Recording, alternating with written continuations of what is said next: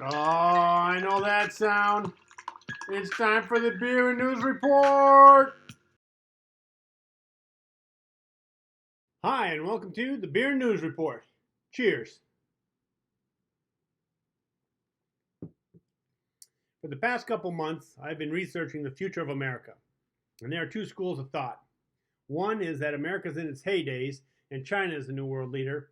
And two, America is going to grow its economy by pulling back from earlier commitments. So think about it. If you had to do research on one of these two subjects, which one would you pick? It's a no-brainer. You want to go with number two. Let's see how we're going to do this. Now, to be clear, I've watched several debates between both points of views, and although the American heydayers do make some valid arguments, I still think the pro-American speakers are going to win the debate. But obviously, I'm biased. Now, there's three main sources that I'm using for this show, and they are Peter Zeihan. He wrote the book Disunited Nations, and he has a website, Zeihan on Geopolitics. Two, Ian Bremmer. He wrote the book Us Versus Them, The Failure of Globalism, and his website is G0 World. And then three, George Friedman. He wrote the book The Storm Before the Calm, and his website is Geopolitical Futures. They all have videos on YouTube, but if I had to pick one, it would be Peter Zeihan. He's funny, he's got good graphics, and a lot of energy. And don't get me wrong, Ian and George are good, but I just find Peter easier to listen to. Okay, so now that you know my sources, let's start the show. Cheers.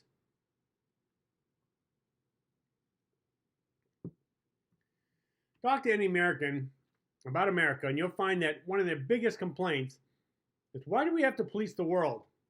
How did we get that responsibility to fall onto our shoulders? The answer to that, you have to go back in history before the Second World War. Back in those days, when you wanted something, you just took it. Usually it was by war or some battle. Often you had to protect your trade routes with a strong navy. Also, if you had a strong navy, you could conquer new territories, like the ones in Africa or the Americas. These continents were booming in natural resources and precious metals, which would help your economy grow. Then came World War I. That was the war that would end all wars, right? No one thought that we could have another war like this. So after the war, we went about our daily living, not worrying about what could happen, and tried to rebuild our economy as fast as possible. 20 years later, World War II happened. If you thought losing 16 million people in World War I was bad, we lost 75 million people in World War II. Yeah, this was too much, too soon. So after that war, the U.S. brought all the leaders to Bretton Woods, New Hampshire, for a meeting. In that meeting, the U.S. promised to protect any country from attack by another country for free if they did one thing: be on the side of America in the Cold War against Russia. That's it. I'm sure the leaders of other countries were asking, wait a minute, are you saying that we don't have to build an army or a navy, you'll do all the fighting for us? And the U.S. was like, yeah, that's right. So everyone signed it. It was a no-brainer. Cheers to getting the world on our side, America.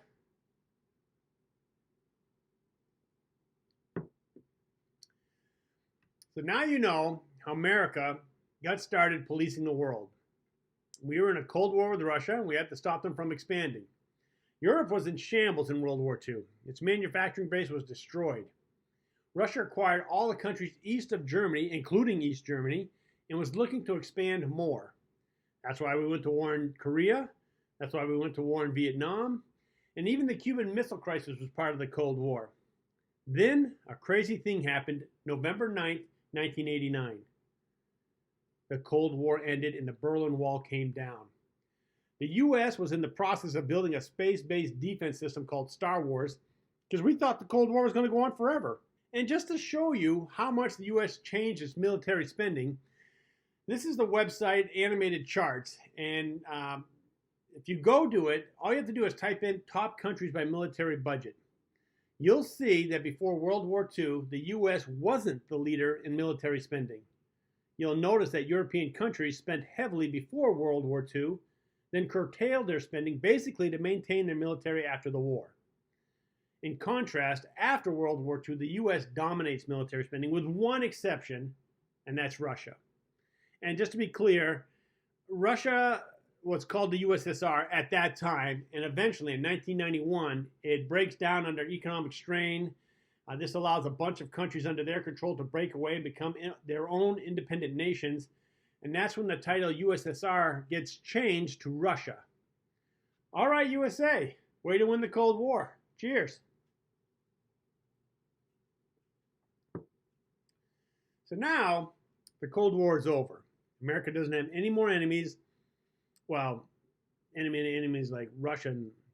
Anyways, so they decide to maintain peace for a couple more decades just to make sure no one pops up to challenge them. Now here we are at present day. The Cold War is still over, and the presidents are starting to say, hey, this Cold War thing is dead and gone. So why are we still policing everything? And Trump took this to a new level when he told country leaders that they would have to do more because the U.S. isn't going to cover them. Here's a clip. NATO members must finally contribute their fair share and meet their financial obligations. Now, I'm not saying this is right or wrong. I'm pointing out that American leaders, even before Trump, were talking about this, and they were starting to change their tune. Now, let's look at it from the other nation's perspective. America has been protecting you and allowing you to trade globally for free. You've been dumping your economic wealth into rebuilding your manufacturing base and strengthening your economy, and very little has gone into building your military, just enough to maintain it and keep it somewhat modern. Now, America says you're on your own. Well, okay, not completely on their own, but you have to start defending yourselves. We're not going to come to your rescue every single time. And to prove this is what Angela Merkel said after meeting with President Trump at the G7. The times when we could completely count on others, they are over to a certain extent. I have experienced this in the last few days, and that is why I can only say that we Europeans must really take our fate into our own hands. To make matters worse, Russia has been building up their military and been using it even past the Cold War. For example, they took over Crimea from the Ukraine.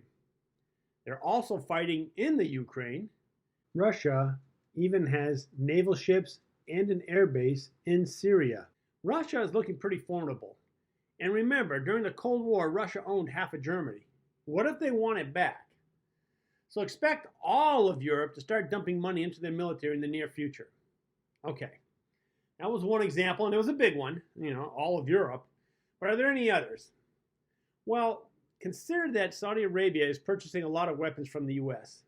The two countries are set to announce an arms deal that could total $350 billion over 10 years. It's going to be the largest arms sale in American history. Even when Iran attacked the Saudi oil fields, the United States held to its no policing policy and didn't go to war with Iran. Check out this clip. Tonight, U.S. intelligence indicates the unprecedented attack on Saudi oil fields originated from Iran, using a combination of low-altitude cruise missiles and drones to evade radar, two U.S. officials tell NBC News. They say the missiles were fired from at least one location in western Iran. Now Secretary of State Pompeo is traveling to Saudi Arabia, which U.S. officials say could retaliate against Iran with U.S. support, but without the U.S. firing a shot. After earlier tweeting he was locked and loaded, President Trump Monday said he wants to avoid military conflict. I don't want war with anybody. Cheers to a job well done. Okay, so what? How is America not policing the world going to be a rebirth? Well, that's why I gave a short history lesson at the beginning of this show. If America is no longer policing the world, then the old ways of doing things will start to pop up. In other words, if you see something you want, you take it, usually by force. So any country with a strong military is basically safe. America has the strongest military, so no one is going to attack us. For example, these are aircraft carriers. The one on the left is a supercarrier, and the one on the right is just your regular carrier. A supercarrier is more than triple the strength, some say 5 times the strength, of a regular carrier. Now, there's about 20 regular carriers in the world, and America has half of them. And there are only 10 supercarriers in the world, and America has all of them. In terms of navies, no one matches the U.S. The same goes for the Air Force. Between our fighters and our stealth bombers, no one can match us. And our armies, they have the most high-tech equipment of any nation. But not only that, America has two great natural defenses, the Atlantic Ocean on the east and the Pacific Ocean on the west. Not to mention that the two nations that are next to us are strong trading partners with which we have great relations. All right, America, way to keep us safe. Cheers.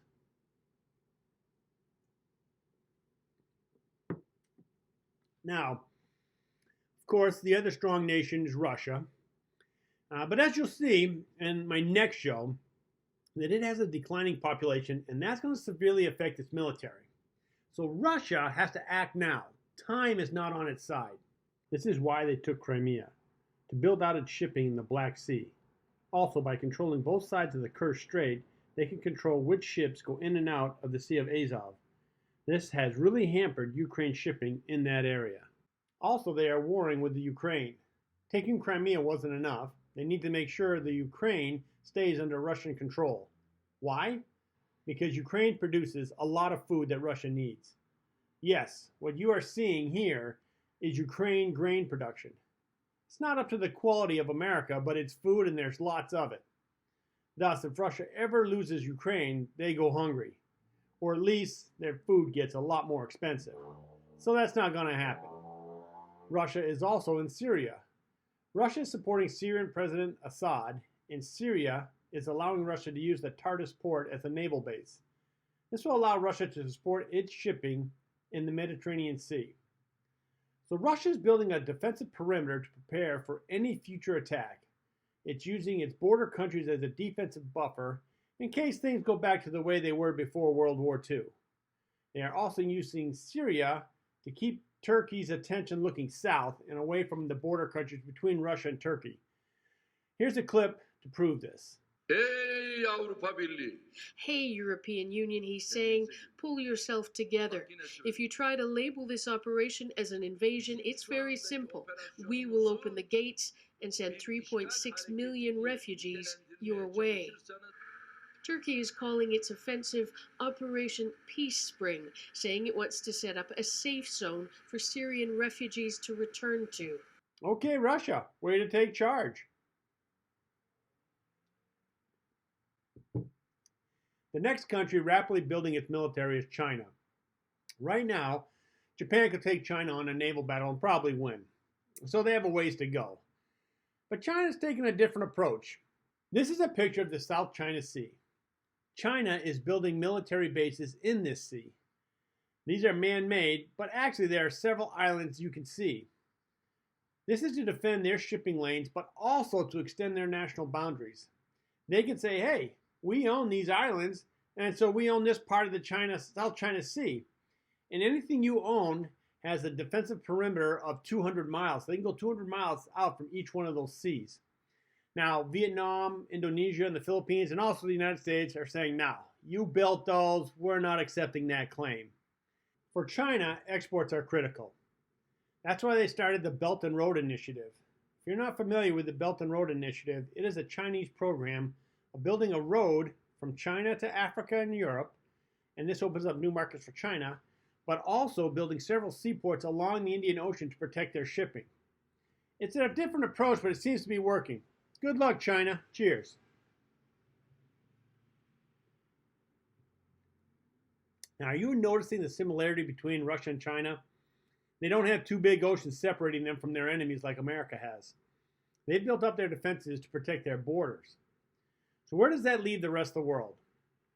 They're all depending on America to protect them. But as if America pulls away from that policing policy, the rest of the world will have to start building their military. America has a huge lead on everyone. All we have to do is maintain our normal military growth and we'll be fine. But that's less money going into manufacturing and development for the other countries because they have to put it now into their military. So America can build on its own huge manufacturing base.